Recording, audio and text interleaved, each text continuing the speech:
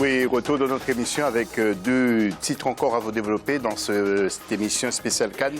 Le Cameroun s'apprête à défier justement le Ghana des frères Ayou. Quel est l'état du football dans le pays? Nous allons essayer de prendre le pouls chez les garçons et chez les jeunes aussi, avec François Omanbi, quelqu'un qui a porté haut les couleurs des Lions indomptables. Et puis le tout dernier titre, ce sera pour la troisième partie, le programme de ce mercredi 1er avril. Nous serons à Libreville pour la première demi-finale. Notre plateau avec Elton Mokolo, dont le père était passionné de la musique d'Elton John. Il est journaliste de la RDC. Et puis également Noureddine Sali qui est avec nous et Bruno Aoyo. Messieurs, bonsoir. Et puis l'instant web, messieurs, que vous attendez tous, je le sais, c'est avec Gaël Onana que nous retrouvons tout de suite. Que 4 équipes en compétition. Ce mercredi 1er février, le Burkina Faso et l'Égypte ouvriront le bal des demi-finales. Suivra ensuite le Ghana et le Cameroun qui s'affronteront du côté de Franceville. Des matchs très attendus pour lesquels il est pour l'heure très difficile de prédire le résultat final.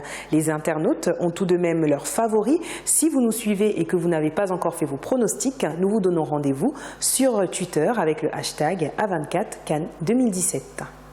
Voilà, surtout n'hésitez pas d'aller sur nos réseaux sociaux. Avant la virgule, nous étions sur une discussion concernant la démission de Michel Dussuyer. Nous allons retrouver nos deux éditorialistes. Alors tout d'abord, Bruno, donc Michel est parti, on parle d'Hervé Renard. Il y a d'autres entraîneurs qui sont libres. Hein. Exemple, Luis Fernandez, vous voyez, Luis Non, je pense qu'il est bien occupé avec ses activités qatari, on va dire. Mais en ce qui concerne Michel Dussuyer, franchement, c'est un bon entraîneur, mais je pense que, voilà, en fait, une équipe comme la Côte d'Ivoire n'a pas le temps. Donc quand vous faites un échec comme ça, en plus, je pense qu'il a, quand on regarde bien, il a plutôt prôné un jeu défensif. Je ne comprends pas pourquoi Jean-Michel Seri n'a pas beaucoup plus joué lors de cette Coupe d'Afrique des Nations. Donc voilà, c'était mieux qu'il parte. En plus, il a démissionné, ce qui est classe, parce qu'il aurait pu essayer de gratter des indemnités comme beaucoup de gens qu'on connaît dans ce métier-là. Donc voilà, la Côte d'Ivoire de chercher.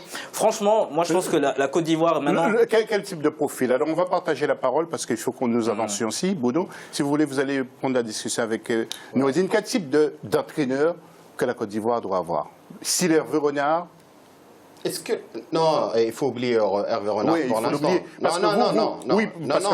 Vous souhaitez qu'il reste au Maroc, vous, hein? Non, c'est pas que je souhaite. Non, mais dites la vérité. Non, mais franchement, c'est que le travail qui a été fait à la tête de l'équipe nationale du Maroc, là, depuis 13 ans que l'équipe nationale n'a pas passé le deuxième tour, une équipe incognito avec laquelle il a transcendé et il a donné des résultats. Je pense que c'est juste une grosse bêtise de la part de la fédération marocaine de se séparer dans les conditions actuelle d'Hervé Renard, sachant que les échéances vont arriver à grands pas pour les éliminatoires de la Coupe du Monde. Il est sur une dynamique, une bonne dynamique et un bon groupe. Je pense qu'il va rester pour l'instant.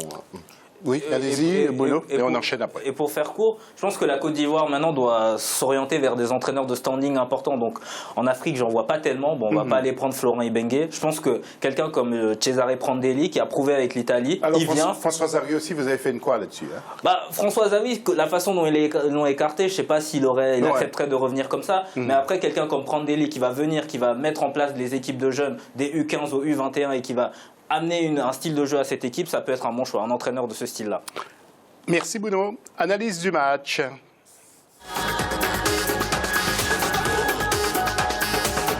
Et il s'agit bien sûr d'évoquer le Cameroun et le Ghana, toujours présents dans les grands rendez-vous. Alors, Elton, on est d'accord, hein, ce sont deux équipes qui répondent toujours présents à ces grands rendez-vous, que ce soit pour une Coupe du Monde ou une phase finale aussi de la CAN. Le Ghana et le Cameroun sont là.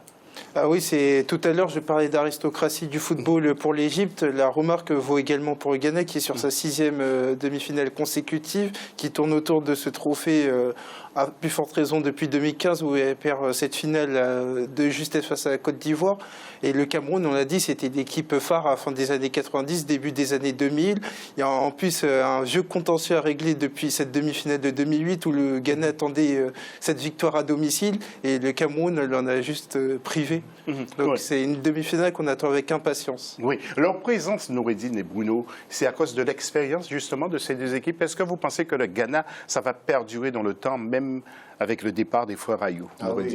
Oui, mais sans aucun doute, parce que c'est avec le Nigeria, c'est quand je parlais tout à l'heure de l'Égypte, c'est l'exemple type. Actuellement, je pense qu'il y a un vivier, il y a un travail, il y a une formation. Quand tu vois les catégories jeunes dans les deux équipes, le Nigeria, même si le Nigeria s'est éclipsé 2-3 ans, il revient en force là, parce qu'il y a un travail, il y a une vraie formation. 5 fois en finale de la Coupe du Monde de toutes les catégories jeunes, 2 fois champion des Jeux Olympiques, c'est pas rien. Et ça démontre comme quoi il y a un travail de fond derrière dans les coulisses et puis dans les centres de formation. Et le Ghana restera jusqu'à maintenant, je pense qu'il va continuer à régner plus ou moins, et il rôde comme notre ami Elton l'a signalé par rapport à cette présence de très près. S'il n'est pas champion, il est juste à côté du podium, quoi. Tout à fait, comme la dernière fois en Guinée, justement, où le Ghana avait perdu face à la Côte d'Ivoire. Alors, mon cher Bruno, ce n'est pas la même politique, comme vient de l'énumérer Noureddine Sali. Il n'y a pas une formation au Cameroun qui est faite vers les jeunes pour permettre d'avoir un bon vivier, les académies. Qu'est-ce que vous en savez, vous? Non, c'est vrai que le Cameroun revient de très loin, quand même, ça il faut le souligner. Après, je pense que dans cette Coupe d'Afrique des Nations, le Cameroun a surtout bien joué les coups. Je trouve au premier tour, il joue bien le coup. Ça joue aussi un peu à un poteau de Bouanga, il ne faut pas l'oublier, lors du dernier match de groupe contre le Gabon. Donc le Cameroun a bien joué ses coups, a bien réussi sa séance de tir au but, il fallait faire, et donc se retrouve en demi-finale. Je pense que le surtout gérer le match comme ça, face au Sénégal, et d'aller jusqu'au pénalty, alors que les joueurs camerounais sont moins expérimentés que l'équipe du Sénégal a été naïve, de toute façon, de part on voit qu'il y a, au poste clé, il y a beaucoup de joueurs qui découvrent la CAN, donc forcément le Sénégal l'a payé. Mais après, en ce qui concerne le Ghana, je pense que le Ghana a compris, je pense que s'ils ne gagnent pas cette Coupe d'Afrique, ils seront très mal. Honnêtement, dans l'état actuel des choses, la Coupe est pour le Ghana. Donc, surtout pour les frères Ayou, donc le Ghana n'a pas le droit d'être surpris par cette équipe du Cameroun. Ils sont très concentrés, d'après les retours que j'ai, les frères Ayou, là, ils veulent plus parler à personne, à aucune presse, aucun journaliste. Ils sont concentrés sur cet objectif. Donc Avram Grant et ses joueurs le savent. C'est pour ça qu'ils ne s'épanchent pas trop. Ils savent que cette CAN est peut-être pour eux. Donc là, ils sont à bloc pour gagner ce match face au Cameroun. Et ils savent qu'ils doivent le gagner. On va voir, parce que ça va être un match difficile. Il ne faut pas trop enterrer le Cameroun, attention. C'est sûr, surtout pas. Alors justement, à propos du Cameroun, il y a quelqu'un qui a porté haut les couleurs des Lions indomptables. Il s'agit de François Omanbi, qui a sorti un livre précisément. Et dans ce livre, il donne quelques conseils aux jeunes, et il parle aussi de ce football camerounais et son avenir. Écoutez ce monsieur du football camerounais, monsieur François Omanbi.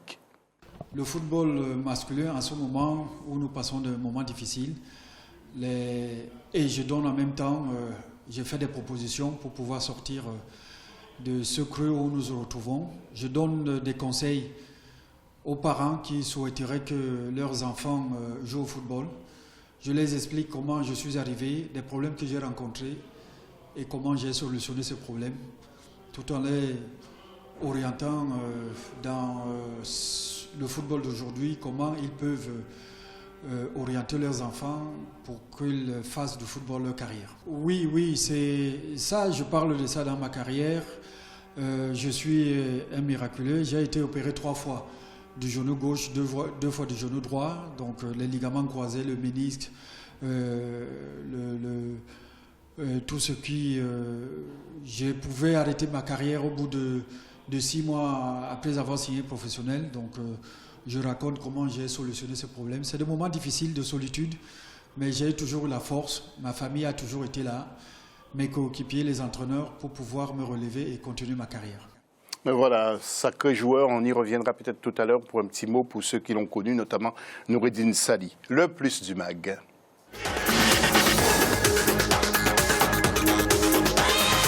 Justement, les avantages de cette Coupe d'Afrique des Nations sur l'économie gabonaise s'expriment dans plusieurs secteurs. Il aura permis de renforcer le développement du secteur touristique avec la construction des complexes hôteliers. Les infrastructures routières ont aussi connu des améliorations, notamment dans la ville de Port-Gentil. La CAN au Gabon, c'est aussi la naissance de petits commerces autour des équipes en compétition. Voyons ce sujet d'Idlette Mirabel Bisseo.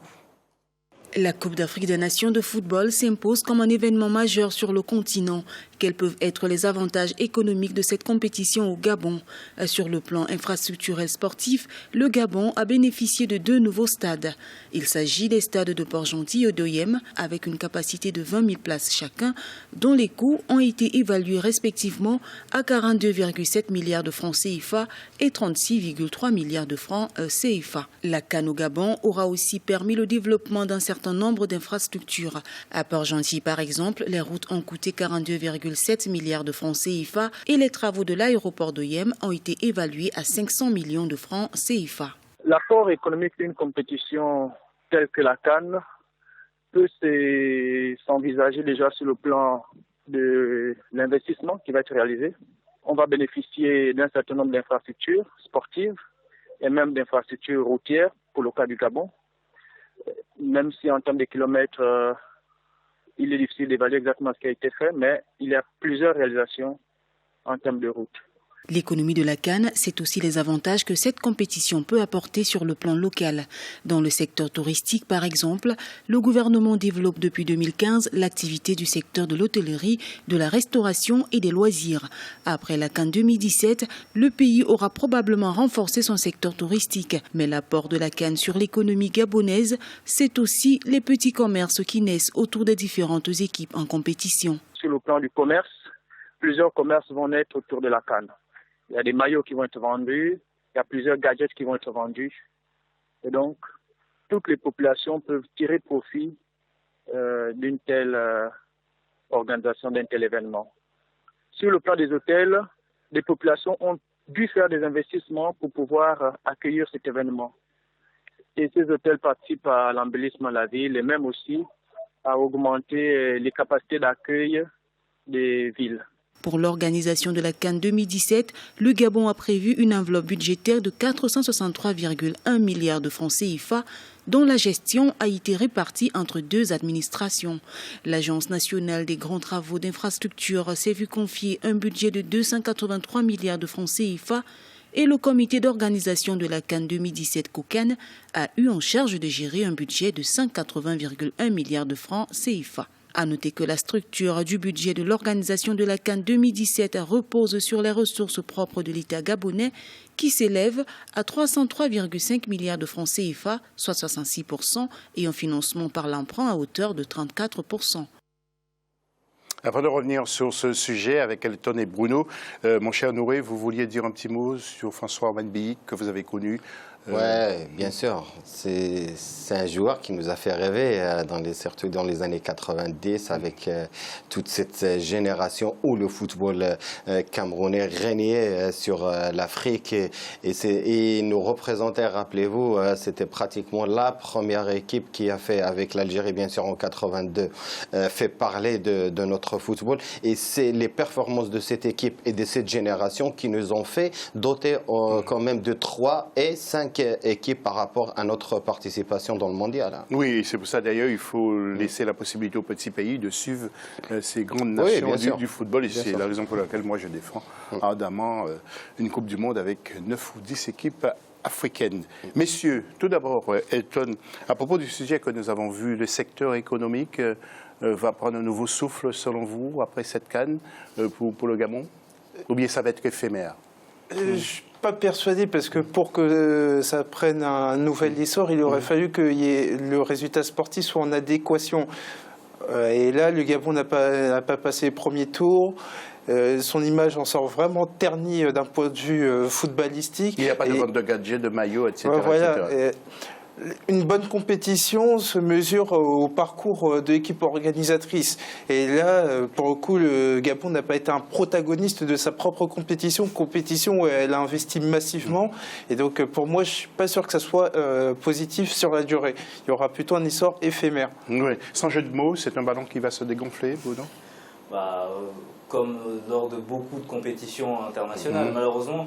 au niveau du Gabon, ça va dépendre aussi de la fédération et de ce qui se passe en haut. Est-ce qu'on a vraiment envie de mettre en place un championnat solide pour profiter des stades qui ont été construits? Est-ce qu'on va vraiment investir dans ces pelouses pour que ces non, pelouses mais attention, soient, le championnat gabonais se déroule bien. Hein. Oui, mais est-ce que ça peut encore passer un cap? Parce que là, on a investi dans des stades, dans des infrastructures. Est-ce qu'on va vraiment pouvoir les utiliser? Ça dépend de la fédération et des moyens qu'elle a. Parce que quand on organise une CAN et qu'on construit des infrastructures pour ça, il faut en profiter pour passer un cap après. Ok Bruno, merci. Et nous allons voir le tableau. Noureddine Sali va commenter ce tableau avec nous, car il attend avec impatience ces matchs, même si le Maroc n'est plus dans le coup. Et donc, il y aura Burkina Faso. Normalement, ça devrait être Burkina Faso-Maroc, mais ce sera Burkina Faso. Il insiste, le gars, là. C'est bon. Burkina Faso-Égypte, Noureddine. Et puis le lendemain, jeudi, Cameroun-Ghana. Nouré, vous attendez aussi avec ces matchs avec impatience, non? Oui, je pense que le Maroc est favori dans cette... Ah, c'est pas le Maroc, non. Non, attention à ce que vous allez dire. Non, donc, oui, le deuxième match, c'est deux griffes. Ils ont l'habitude d'être là dans le carré, même si on va pas redire ce qu'on a dit sur le Ghana. Cette équipe de Cameroun monte en puissance. Ils sont, je veux dire, il y a l'absence d'une armada de 2 joueurs qui sont pas là, mais je pense qu'il y a un état de groupe qui est né au sein de cette sélection. Okay. Ils peuvent aller tétiller, voire inquiéter carrément le Ghana. Messieurs, on n'oublie pas dans la troisième partie, il faudrait que nous disions un mot sur Nkoulou, qui est menacé à Lyon. Lyon veut le virer. Lyon n'a plus besoin d'Nkoulou. C'est triste, ça. Oui. Dans la troisième partie, on va en parler. À tout à l'heure.